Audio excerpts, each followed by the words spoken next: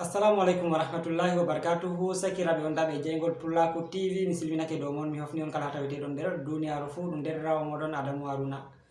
En bayri a jeygol Pullaku TV en gayri waɗugo vidéo ha ton ma bo en gadda tutorial tindinoje dedi ko larani téléphone ji meɗen. Ɗuɗɓe nder moɗon bolwanimi ɗo ƴamami noy on gudini jeygol Pullaku TV. Miɗo mati noon min gudinayi jeygol Pullaku TV sakiraɓe. Ko nde on bayri larugo min gal jeygol Pullaku TV min gayri waddugo vidéo ji gal ton ni mi tammi on ɗon dara vidéo ji ɗi min gatta dede ko min suglanigal hala marketing. Miɗo mati noon sungullaji men ɗi ɗuɗu kanjum waɗi dede min gadi bantita min darni je jeygol man ɗo seɗɗa dede heɓa min pamtina on ko larani je hala marketing. Mi tammi on ɗon dara vidéo ji ɗi min gatta ton. Dalila mai on mi waɗi ha mi famtina on. Ɗuɗɓe nder moɗon ɗo ƴamami noye téléphone ji amin gaɗini gattini ni min bayri larugo vidéo ji on mbi non gaɗanay min vidéo ko larani kaza on kollay min no min gadata kaza e téléphone. Miɗo mati non ha jotta mi yejjitayi dede ko ƴamɗon min way fuu inchallah min tammi waɗangon vidéo ji ɗi min kosanno on alkawal min tammi waɗangon. Amma mi waɗi ha mi hokka on muñal on yigo dede sungullaji man kuje man ɗe ɗuɗi on sakiraɓe. Mi tammi on dari balɗe ɗo pat min ɗo sugli min ɗo kabdano créyugo hala marketing min créyi bo min ɗon gaɗa vidéo ji dede lattiɗi ɗi présentation min tindina on kala kaza fu min koso kaza fu min mbiya on min tammi tindingo on kaza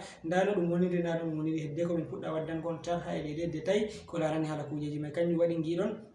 min bayri waddango on dede tindinoje mai ɗo. Nonon vidéo on mi waɗi hande bo justake mi waɗi on ha mi mati non mi ɓedda hokkugo on muñal dede. Ɗuɗɓe nder moɗon germanimi message musamman woɓɓe germaniyam message ji man ɗi ɗuɗi on ha ɓuuri sembe warti mi fotayi mi wiya mi laari message ji moɗon on pat moɗon nonon mi andi kaɗo dama woɓɓe min man fu kaɗo damayam wigo on germaniyam message ɗum faɗɗi mi heɓa mi laari message mai banta ndaɗon ha écran non on dari message ji man dede mi tammi on dari no ɗi ɗuɗiri message ko ɓurata temere jeeɗiɗi message ji man yake fere ɗo kewta ha sera message ji ujunere dede ko yimɓe bolwono jam mi habda non mayni mi réponda dede je mi wawata répondugo on nandi to ɗum ɗuuɗi sakiraɓe goɗɗo fota wiya répondi ɗum par majum. Yake fere mi yi'an message goɗɗo mi wiya accu oɗo kam ha mi réponda je mako to mi répondi je mako bo mi yi'an je goɗɗo bo banni toujours ɗum non may ɗo dole yake fere kam ko goɗɗo yi goɗɗum seni muña tan wala bawɗe. Woɓɓe fere nder moɗon miɗo yiya ɗo ɓerna miɗo hokka on muñal wallahi ɗum ɓuuri sembe na min giɗa jaɓago message ji moɗon ɗum ɓuuri sembe on message ji man ɗi ɗuuɗi ha ɗo ɗum ha numéro je dede expresso ɗo tan mi holli on dede ɓen matoɓe min dede ko laranigal ko larani hala application ji je jeygol Pullaku TV. Nonnon ɗon numéro je min hokkata ko larani hala marketing ɗon mema message ji man ɗiɗo kewi ɗon dede numéro am asli ka Nigeria ton mema message ji man ɗiɗo kewi. Miɗon mati noon sakiraɓe dede ɓen matoɓe min hala application ji e ɓen matoɓe min non tan ko kofna min ko bolwana min dede ni tiɓɓitina min dede kujeji ɗi min gatta ko on bolwani min on gi min newi min jabaki message moɗon ko min darayi ɗum ɗo na min giɗa larugo ɗum wallahi message ji man ɗiɗo ɗuɗa on kanjum waɗi sakiraɓe mi tammi on ɗo pamanami mi tammi bo on pamaniyam ngam mayɗo kanjum on waɗi mi wari mi wi ha mi waɗa vidéo ɗo mi mati noon mi hokka on muñal e ko larani waɗugo hala vidéo ji ha jeygol bo inchallah mi fuɗɗitan waɗugo vidéo ji man ɗo nder balɗe garande. Miɗo matina sungullaji man ɗo ɗiɗo caɗi seɗɗa. Ɗuɗɓe nder moɗon ɗo ƴamami habaru Sale e Awwal ɓe mbiyale o nanga ɗo ko nandi be majum. Miɗo matina on Sale be Awwal be min man fu min gonda min pat amin babal gotal. Miɗo matina Awwal Musa hanko min nokkuda be mako dede ko larani hala marketing hanko oɗo tawi ha lesdi Cameroon. Dede Sale Hassan bo min nokkuda be mako ha jeygol Pullaku TV ko larani hala application ji hala téléphone ji e hanko ɗo tawi ha Lagos ha lesdi Nigeria e min bo miɗo tawi ha lesdi Sénégal.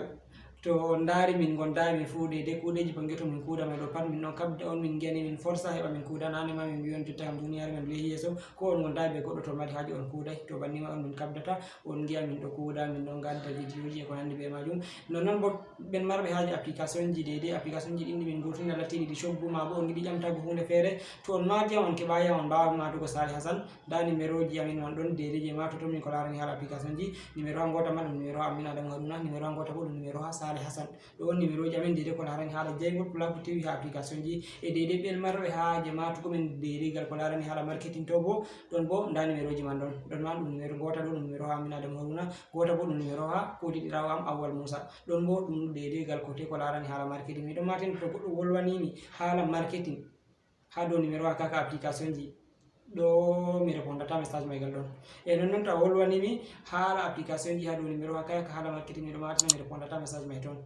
kanjum waɗi mi waɗi numéro ji man fere fere heɓa ɗum ɓedda hoytinanango en ta ɗum salanayam ta ɗum saɗana on bo mi tammi on pamaniyam sakiraɓe ngam mayɗo miɗo ɓedda on hokkugo muñal dede ɓen yiɓe gerɓaniyam message mi heɓa mi laari ɗum e to a andi a heɓaninomi message faɓɓino neɓino wane bo loru yeɓita message ngam miɗo mati noon banta on gi message ji mai ɗi ɗuuɗi yake fere ɗi kewta ha ujunere be hunde to ɗi ɗuuɗi ha yake fere warta téléphone mai nga ɗum planta dole sei to mi waɗi mi wili ɗum mi wala bawɗe fere sina mi wila ɗum ma heɓa dede ɗum libéra espace heɓa dede to message ji fere jippuri wallahi ɗi ɗuuɗu on min getti bo min ɗo sewo ɓe dede yiiko on gondi ɓe amin banni ni man min do kabdani on do supporti de ko min gattane min gadi fu on don dara on tumata wolwango min do gettiron be maka wallahi min no sero be maka min ngala de lawol ngol min nuna min kollata on de sewa amin sede min biyo min sakita min getti Allah barkidi on non ballito de ko larani partage go lien je ko nandi be majum hangi don ni dum hewti ha de dum hewti jotta do diga min don no ko ha Jengol Pulaku TV tan ha on gi dum yehi so ha hewti jotta min mabbi tan en sino fere de hala marketing to supportaro ko min gattani da dum hewta ha min do min mabbita de sino fere don gi dum do yaha dum do yaha on ballito min ha hewti min do min créer en sino fere fayin de ko famtinte ko larani hala commerce en ligne ma bo dabbutugo cede en ligne ma bo ha téléphone ji meden kamɓe ɗon jarama sakiraɓe ɗum ɓerɗirawo moɗon Adamou Haruna sey to en potti de ha vidéo ji meɗen tan meeɗi warugo yeeso.